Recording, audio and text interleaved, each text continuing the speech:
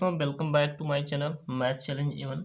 दोस्तों, आज की इस वीडियो में मैं बताने वाला हूँ ग्रामर का एक टॉपिक है प्रेजेंट टेंस, पास्ट टेंस और फ्यूचर टेंस। दोस्तों, इससे पहले की वीडियो में मैंने आपको बताया था प्रेजेंट टेंस, पास्ट टेंस और फ्यूचर टेंस के बारे में बताया था। लिंक आपको डिस्क्रिप्शन में मिल जाएगा। इसका इंट्रोडक्शन था, आप वहां से लिंक से आप जा करके देख सकते हैं प्रेजेंट, पास्ट और फ्यूचर के इंट्रोडक्शन पार्ट को। तो आज जानेंगे कि ये प्रेजेंट टेंस कितने प्रकार का होता है, पास्ट टेंस कितने प्रकार का होता है और फ्यूचर टेंस कितने प्रकार का होता है। तो आज आपकी जानकारी के लिए बता दूं कि तीनों ही चार चार प्रकार के होते हैं। ठीक है, यहाँ मैंने लिखा है पहला प्रेजेंट टेंस। ऑलरेडी मैंने लिख लिया है क्योंकि लिखने में थोड़ा टाइम लगता है, तो टाइम वेस्ट नहीं करना है। ठीक है, तो पहला जो हमारा प्रेजेंट टेंस है वो चार प्रकार का होता है। कौन कौन देख लेते हैं। प्रेजेंट इंडेफिनिट टेंस, दूसरा होता है प्रेजेंट कॉन्टिन्यूअस टेंस। ठीक है, तीसरा प्रेजेंट परफेक्ट टेंस और चौथा है प्रेजेंट परफेक्ट कॉन्टिन्यूअस टेंस। ठीक है, ये तो अभी ये तो पार्ट है, प्रेजेंट टेंस के पार्ट हैं। फिर अलग अलग पार्ट को आपको पढ़ना है। फिर देखिए आपका पास्ट टेंस आता है, पास्ट टेंस। ठीक है, पास्ट टेंस आता है, इसमें भी चार प्रकार का होता है। पहला है पास्ट इंडेफिनिट टेंस, दूसरा पास्ट कॉन्टिन्यूअस टेंस, तीसरा पास्ट परफेक्ट टेंस और चौथा है हमारा पास्ट परफेक्ट कॉन्टिन्यूअस टेंस। ठीक है, ये हो गया पास्ट टेंस के चारों भाग। अब चलिए फ्यूचर टेंस के भी देख लेते हैं चारों भाग। क्या है, future indefinite tense, future continuous tense, future perfect tense और फ्यूचर परफेक्ट कॉन्टिन्यूअस टेंस। यानी कि जो हमें तीन टेंस दिए गए हैं, प्रेजेंट पास्ट फ्यूचर, तीनों टेंसों की चार चार प्रकार हमें देखने को मिला है। ठीक है, अब देखिए क्या करेंगे। अब जो प्रेजेंट टेंस है, ये जो प्रेजेंट टेंस है, प्रेजेंट टेंस का ये जो पहला भाग है, पहला वाला है प्रेजेंट इंडेफिनिट टेंस के बारे में जानेंगे बारी बारी से। चार, फिर कॉन्टिन्यूस को जानेंगे, परफेक्ट को जानेंगे, परफेक्ट कॉन्टिन्यूस को जानेंगे, फिर हम पास्ट पे आएंगे। ऐसे बारी बारी से सीरियल बाय सीरियल चलेंगे। ठीक है, तो आज क्या प्रेजेंट टेंस। अगर आपको देखना कि प्रेजेंट टेंस ही क्या होता है तो आपको लिंक डिस्क्रिप्शन में मिल जाएगा, वहाँ मैंने आपको डिटेल से बताया है। ठीक है, तो आज प्रेजेंट टेंस के पहले पार्ट पे चल रहे हैं, प्रेजेंट इंडेफिनिट टेंस क्या होता है। चलिए फिर इसके बारे में जान लेते हैं और प्रेजेंट इंडेफिनिट टेंस के वाक्यों को किस तरह पहचाना जाता है इसके बारे में हम जानेंगे। ठीक है, देखिए यहाँ से प्रेजेंट टेंस का जो पहला पार्ट है, प्रेजेंट इंडेफिनिट टेंस की मैंने जो आपको परिभाषा लिख दिया है, इससे आपको कुछ समझ में आ सकता है। देखिए पहला चीज, मतलब पहला पॉइंट हम पढ़ने जा रहे हैं, ध्यान से समझिएगा। जिन वाक्यों के अंत में ता है, ती है और ते हैं आदि शब्द आते हैं उसे प्रेजेंट इंडेफिनिट टेंस कहा जाता है। ठीक है, अब ऐसे आपको नहीं समझ आएगा, हम एग्जाम्पल की मदद से इसे करते हैं। जैसे एग्जाम्पल, कोई भी एग्जाम्पल ले लिए, हमें दिया है वह जाता है, वह जाता है, तो इसके अंत में हमें आया ता है। तो यही जब हमें हिंदी में लिखा रहेगा तो हमें आखिरी वाला वर्ड देख के पहचाना के लिए, और शब्द जो होगा ता है, ती है, ते हैं, ऐसी प्रकार की जब शब्द आएगा तो वह प्रेजेंट इंडेफिनिट टेंस होगा। फॉर एग्जांपल जैसे हम ले लें मैं जैसे पढ़ाता हूँ। ठीक है, पढ़ाता हूँ, तो ये भी क्या हो गया, ता हूँ। ठीक है, तो ये भी क्या हो गया, present indefinite tense. For example अब मैं जाता हूँ, मैं खाना खाता हूँ, मैं पीता हूँ, मैं सोता हूँ, इस तरह के वाक्यों को आप कहा जाता है प्रेजेंट इंडेफिनिट टेंस कहा जाता है। ठीक है, तो अब चलिए प्रेजेंट इंडेफिनिट टेंस के जो वाक्य है किस तरह बनाया जाता है उसके नियम के बारे में पढ़ते हैं। ठीक है, तो नियम को जानना बहुत ज़रूरी है, क्योंकि नियम से ही हम जो है इंग्लिश बोलना सीखते हैं। जब उसे एक मतलब अच्छे ढंग से उसको सुसज्जित करते हैं तब हमें जाकर समझ में आता है। तो चलिए इसके नियम के कई नियम हैं, इसके नियम को फॉलो करते हुए हम इसकी स्टडी करते हैं। देखिए इसका जो नियम पहला है वो कहता है कि क्रिया में, क्रिया का मतलब कर्म होता है, जो काम किया जाता है, इसकी इंग्लिश में वर्ब कहते हैं। ठीक है, क्रिया में फर्स्ट फॉर्म का प्रयोग किया जाता है। ठीक है, किया जाता है। आप तीनों फॉर्म याद कर लीजिए, first form, second form, third form और आईएनजी फॉर्म। ठीक है, तो क्रिया में फर्स्ट फॉर्म का प्रयोग किया जाता है, ये तो पहला है। फिर जो हमारा क्रिया है उसमें यस या ईएस लगाया था कब, जब सब्जेक्ट सिंगुलर हो। यहाँ से जब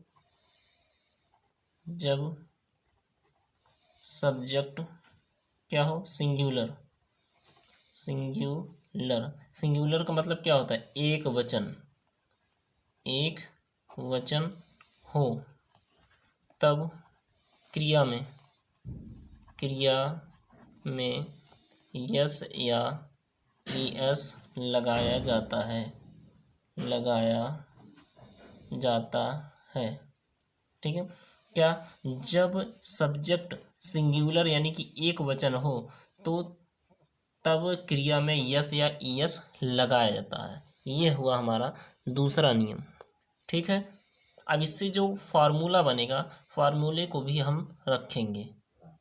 अब देखिए सिंगुलर सब्जेक्ट और प्लूरल सब्जेक्ट क्या होता है, पहले आप इसको जान लीजिए फिर आप कर ले जाएंगे।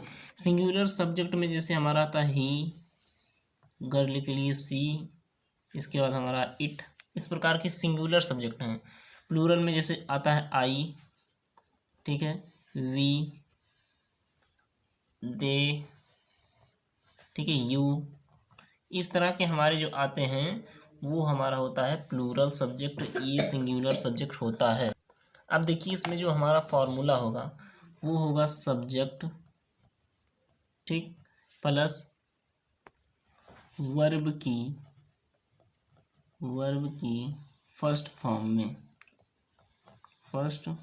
फॉर्म में यस या ईएस प्लस ऑब्जेक्ट। ठीक है, ये चीज़ रहेगा, सब्जेक्ट प्लस वर्ब की फर्स्ट फॉर्म आप लगाएंगे, उसमें यस या ईएस लगाएंगे प्लस ऑब्जेक्ट, अगर कोई ऑब्जेक्ट हो तो ऑब्जेक्ट करेंगे। अब जैसे हम कोई एक एग्जांपल लेते हैं, जैसे मैंने लिया वही जो मैंने पीछे लिया था, वह जाता है। तो पहले तो आपने पहचान लिया कि ता है, ती है, ये प्रेजेंट इंडेफिनिट टेंस का है। इंडेफिनिट को और भी सिंपल टेंस भी कहते हैं। ठीक है, इंडेफिनिट टेंस है। तो पहले क्या करेंगे, सब्जेक्ट क्या है, वह, तो वह की हिंदी क्या होती है, ही लिख दिया। अब क्या, वर्ब की फर्स्ट फॉर्म पहले प्रयोग करेंगे। तो वर्ब का मतलब क्या होता है, क्रिया, इसमें कौन सा काम हो रहा है, जाने का, तो गो का मतलब जाना, लेकिन उसमें यस या ईएस लगाएंगे तो गो का प्लूरल क्या हो जाएगा, गोज, यानी कि ईएस। ठीक है, ये हो गया ही गोज, वह जाता है। सेम इसमें कोई ऑब्जेक्ट नहीं है। अब ऑब्जेक्ट वाला भी एक बता देते हैं किस तरह ऑब्जेक्ट होता है। जैसे हमारा है सीता एक पत्र लिखती है। ठीक है, लिखती है, इसमें ऑब्जेक्ट भी आएगा। जैसे देखिए पहले इसमें आप क्या लाइए, इसमें लाइए सब्जेक्ट क्या है, इसमें सब्जेक्ट क्या है, सीता, यहाँ से लिखेंगे सीता। फिर वर्ब की फर्स्ट फॉर्म, कौन सा काम हो रहा है, वर्ब का मतलब क्रिया, काम, कौन सा काम हो रहा है, काम कौन सा हो रहा है, लिखने का काम हो रहा है। तो लिखने की इंग्लिश क्या है, राइट। ठीक है, राइट होता है। अब राइट में यस लगाएंगे कि यस, राइट का प्लूरल नंबर राइट्स होता है, यानी कि एस इसमें लगाएंगे, राइट्स हो जाएगा। ठीक, अब देखिए इतना तो हो गया, लेकिन ऑब्जेक्ट क्या है, ऑब्जेक्ट का मतलब क्या होता है, ऑब्जेक्ट इसमें क्या है, पत्र है। ठीक है, तो एक पत्र, ये चीज़ हमारा ऑब्जेक्ट है। तो एक का इंग्लिश ए, पत्र का इंग्लिश लेटर। ठीक है, तो हमारा इंग्लिश क्या बना, Sita writes a letter, Sita एक पत्र लिखती है। सेम इसी फॉर्मूले पर मैंने रखा है। ठीक है, कोई और जैसे एग्जांपल हम ले लेते हैं, जैसे मैं फुटबॉल खेलता हूँ, मैं फुटबॉल खेलता हूँ, खेलता ठीक है। अब पहले के नंबर पे सब्जेक्ट क्या है, मैं की इंग्लिश आई। अब यहाँ ध्यान से देखिएगा, जो आई है, ठीक है, आई क्या है, प्लूरल नंबर है। प्लूरल नंबर में यस या ईएस नहीं लगता है। आप यहाँ से स्टार करके लिख दीजिए, प्लूरल सब्जेक्ट में यस या ईएस नहीं लगता है, इसको आप ध्यान दीजिए, ठीक है। प्लूरल नंबर में कभी भी यस या ईएस नहीं लगता है। क्या, वर्ब की फर्स्ट फॉर्म हमेशा प्रयोग होता है यस या ईएस के बिना, ठीक है। अब मैं क्या है, यहाँ से देखिए, मैं प्लूरल नंबर है, तो मैं प्लूरल नंबर यानी कि जो इसमें वर्ब आएगा, इसमें यस या ईएस नहीं लगेगा। और इसमें कौन सा कार्य हो रहा है, खेलने का काम, तो खेलने इंग्लिश प्ले, आई प्ले। अब ऑब्जेक्ट क्या है, क्या खेल रहा है, फुटबॉल, तो यहाँ से लिख देंगे आई प्ले फुटबॉल, बस यही चीज़ है, सिंपल, ठीक है। ध्यान से यही रखना है कि जब सब्जेक्ट प्लूरल नंबर हो, तो उसमें यस या ईएस का प्रयोग नहीं होता। कब होता है, जब सब्जेक्ट सिंगुलर नंबर हो, ही सी इट या फिर कोई नेम हो, यहाँ से नेम हो, ही सी इट या फिर कोई आपका नाम हो, तो वहाँ पर यस या ईएस वर्ब में प्रयोग होता है, ठीक है। अच्छा, एक एग्जांपल जैसे और ले लेता हूँ। यहाँ से मान के चलिए, एक है, तुम मुझसे बात करते हो, तुम मुझसे बात करते हो, तो यहाँ से क्या बचाएंगे, ते हो, यानी कि ये प्रेजेंट इंडेफिनिट है। तो पहले सब्जेक्ट लाएंगे, सब्जेक्ट क्या है, तुम की इंग्लिश यू, यहाँ से लिखेंगे यू। अब कौन सा कार्य हो रहा है, काम क्या हो रहा है, बात करने का ना, तो बात की इंग्लिश टॉक। तो इस वर्ब में यस या ईएस मैंने क्यों नहीं लगाया, क्योंकि ये जो तुम है, यू है, ये एक प्लूरल नंबर है। देख लीजिए, प्लूरल नंबर मतलब प्लूरल सब्जेक्ट है, यहाँ से यू, ठीक है। तो प्लूरल सब्जेक्ट में के साथ जो वर्ब होगा, प्लूरल सब्जेक्ट के साथ जो वर्ब होगा, उसमें यस या ईएस नहीं लगेगा। अच्छा, इसमें तुम बात हो गया, ठीक है, यू टॉक। अब ऑब्जेक्ट क्या है, ऑब्जेक्ट है मुझसे, तो टू मी, तुम मुझसे बात करते हो, यू टॉक टू मी, ठीक है। इतना तो। अब देखिए, इसमें कुछ एग्जाम्पल हम आपको दे रहे हैं, उसको आप करिएगा। एग्जाम्पल क्या है, जैसे वह रोती है, ठीक है, ये तो एग्जाम्पल दूसरा हो गया पहला। दूसरा एग्जाम्पल है, कमला दौड़ती है, ठीक है। 3-4 एग्जाम्पल देंगे ताकि आपका कन्फ्यूजन जो हो दूर हो जाए। तीसरा एग्जाम्पल है, जैसे हम चाय पीते हैं,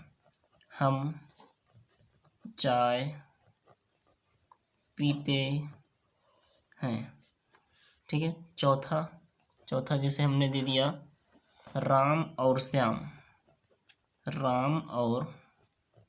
श्याम एक पत्र लिखते हैं, ठीक है। ये आप करिएगा, ना आए तो कमेंट सेक्शन में बोलिएगा, हम उसे आपको करके दे देंगे, ठीक है।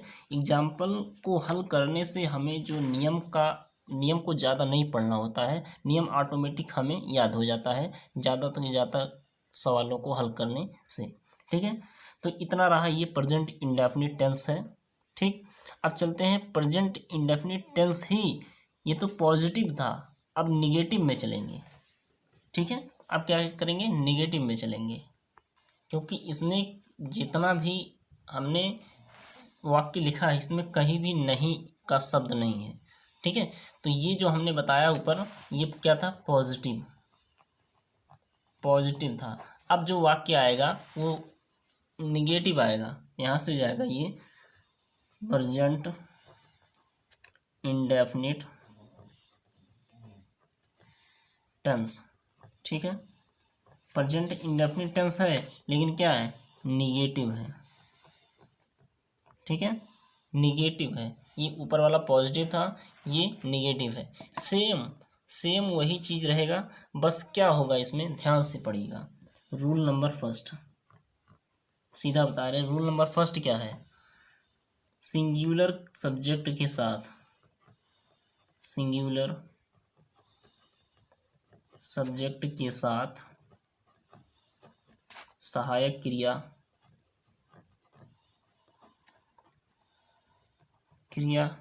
क्या होगा, डू, सहायक क्रिया डज, तथा प्लूरल सब्जेक्ट के साथ, प्लूरल सब्जेक्ट के साथ सहायक क्रिया क्या लगेगा, डू लगेगा, ठीक है। ये चीज़ आपको निगेटिव में ध्यान रखना है। ये जो सहायक क्रिया निगेटिव से ही लगना प्रारंभ होगा, ठीक है। क्या, सिंगुलर सब्जेक्ट के साथ सहायक क्रिया को इंग्लिश में हेल्पिंग वर्ब बोलते हैं, ठीक है, हेल्पिंग वर्ब। तो सहायक क्रिया सिंगुलर सब्जेक्ट के साथ जो हेल्पिंग वर्ब लगेगा वो डज लगेगा, प्लूरल सब्जेक्ट के साथ जो हेल्पिंग वर्ब लगेगा वो डू लगेगा, ठीक है। इतना चेंजिंग हुआ है इसमें, ठीक है। अगर देखिए निगेटिव है तो डज नॉट कर दीजिए, डू नॉट कर दीजिए, ठीक है। निगेटिव है तो यहाँ से देखिए एग्जाम्पल सीधा हम लेते हैं, जैसे वह नहीं जाता है, वह नहीं जाता है, ठीक है। तो इसका हम पहले फार्मूला लगाते हैं। इसमें क्या होगा, फार्मूला क्या होगा, सब्जेक्ट प्लस वर्ब की फर्स्ट फॉर्म, वर्ब की फर्स्ट फॉर्म, वी आई का मतलब होता है, वी वन का मतलब होता है वर्ब की फर्स्ट फॉर्म। इसमें यस या ईएस नहीं लगेगा, ठीक है। प्लस क्या होगा, प्लस इसमें नॉट होगा, प्लस ऑब्जेक्ट होगा, ठीक है। ये चीज़ होगा, प्लस क्या होगा, सब्जेक्ट प्लस वर्ब का first form plus not plus object. Yes या ईएस क्यों नहीं लगेगा, क्योंकि इसमें ईएस ऑलरेडी लगा है, ठीक है। अब इसी का हम इंग्लिश करते हैं, जैसे सब्जेक्ट है तो सब्जेक्ट वह है, ही करेंगे। वर्ब की फर्स्ट फॉर्म, वर्क मतलब क्रिया, कौन सा काम हो रहा है, जाने का, तो गो का फर्स्ट फॉर्म क्या है, गो, गो हो गया। अब तुरंत नॉट लगा देंगे, ठीक।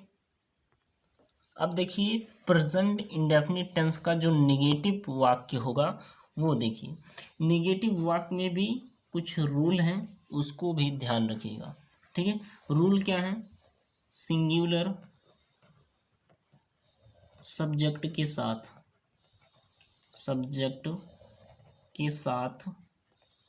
हेल्पिंग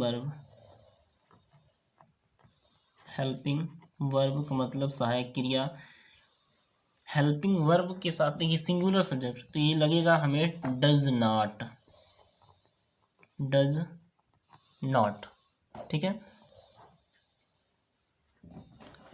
प्लूरल सब्जेक्ट के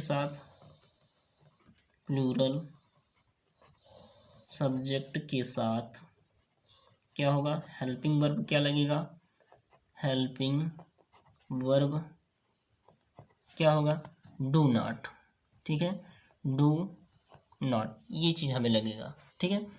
बाकी सब फंडा वही रहेगा, फार्मूला वही रहेगा।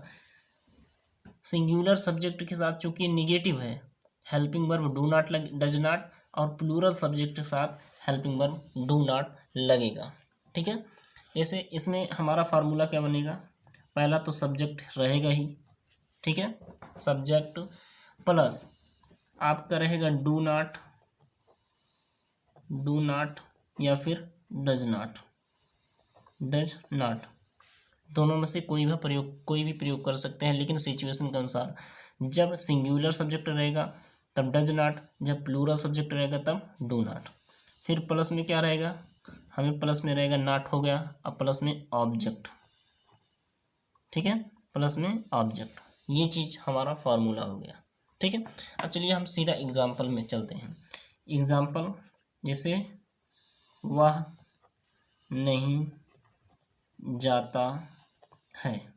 ठीक है, तो वह नहीं जाता है, वह क्या है, सिंगुलर सब्जेक्ट, तो वह की इंग्लिश पहले सब्जेक्ट लिखेंगे। अब वह जब सिंगुलर सब्जेक्ट है तो हमने कहा सिंगुलर सब्जेक्ट के साथ हेल्पिंग वर्ब डज नॉट लगाएंगे, तो ये वाला हम लगाएंगे ही के साथ डज नॉट। इसके बाद ऑब्जेक्ट क्या है, ठीक है, यहाँ से एक बात देखिए, यहाँ से ऑब्जेक्ट नहीं, वर्ब का फर्स्ट फॉर्म प्लस ऑब्जेक्ट रहेगा। ठीक है, वर्ब का फर्स्ट फॉर्म प्लस ऑब्जेक्ट, तो यहाँ से क्या होगा, वह नहीं जाता, ही डज नॉट, जाने की इंग्लिश क्या है, गो, तो गो का फर्स्ट फॉर्म यानी कि गो। ठीक है, ये चीज़ होगा, he does not go, object नहीं है तो ऑब्जेक्ट हम नहीं लिखेंगे। फिर दूसरा एग्जाम्पल, वह नहीं दौड़ती है।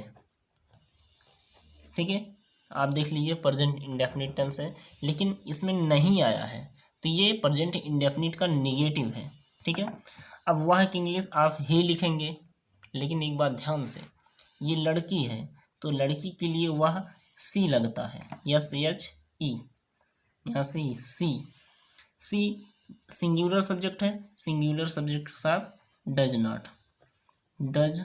नॉट। अब वर्ब का फर्स्ट फॉर्म, कौन सा क्रिया इसमें हो रहा है, कौन सा काम हो रहा है, दौड़ने का, तो रन हो जाएगा। ऑब्जेक्ट नहीं है तो फुल स्टॉप लगाएंगे, सी डज नॉट रन, वह नहीं दौड़ती है। ठीक है, ये हो गया। अब जैसे फिर एग्जाम्पल ले लेते हैं, जैसे हम ले लेते हैं खरगोश दहाड़ते नहीं हैं, खरगोश दहाड़ते नहीं हैं। ठीक है, खरगोश दहाड़ते नहीं, तो यहाँ से क्या हो जाएगा, खरगोश। ठीक, तो यहाँ से खरगोश की इंग्लिश क्या होगा, हेयर का मतलब भी खरगोश होता है, HARE, और क्या, ठीक, तो यहाँ से हो जाएगा क्या, खरगोश, तो यहाँ से द हेयर, HARE, हेयर का मतलब भी खरगोश होता है, तो यहाँ से क्या हो जाएगा, द हेयर, मैंने सब्जेक्ट लिख दिया। सब्जेक्ट जब सिंगुलर नंबर हो तब आपको डज नॉट, जब प्लूरल नंबर हो तो डू नॉट। ठीक है, तो यहाँ से एक बात देखिए आप, ये यहाँ से खरगोश नहीं दहाड़ते हैं, यहाँ से इसका सेंस निकलेगा, खरगोश नहीं दहाड़ते हैं यानी कि यहाँ पर बहुत सारे खरगोश हैं। ठीक है, नहीं दहाड़ते यानी कि सभी खरगोशों की बात यहाँ की जा रही है, इसलिए यहाँ खरगोश क्या होगा, प्लूरल नंबर होगा, और यहाँ प्लूरल नंबर के साथ डू नॉट प्रयोग होगा। ठीक है, यहाँ से हो जाएगा द हेयर डू नॉट। इसके बाद वर्ब का फर्स्ट फॉर्म, वर्ब कौन सा काम हो रहा है दहाड़ने का, तो रोर का मतलब दहाड़ना, ROAR। ठीक है, the hare do not roar, खरगोश नहीं दहाड़ते हैं। ठीक है, ये चीज़। अब एक, हाँ, ये तो 3-4 एग्जाम्पल हो गए। एक एग्जाम्पल जैसे मनुष्य नहीं रोते हैं, यहाँ से मैं कर देता हूँ, मनुष्य नहीं रोते हैं। ठीक है, मनुष्य नहीं रोते हैं, तो यहाँ से क्या हो जाएगा, मनुष्य की इंग्लिश मैन। ठीक है, एक मानव की बात नहीं हो रही है, मनुष्य नहीं रोते हैं, यहीं से इसका सेंस निकला, रोते हैं यानी कि सारे मनुष्य की बात की जा रही है, यानी कि ये प्लूरल नंबर है। यहाँ से हो जाएगा मैन हो गया, डू नॉट या डज नॉट, डू नॉट क्योंकि ये प्लूरल नंबर है, यह जगह डू नॉट। ठीक है, डू नॉट।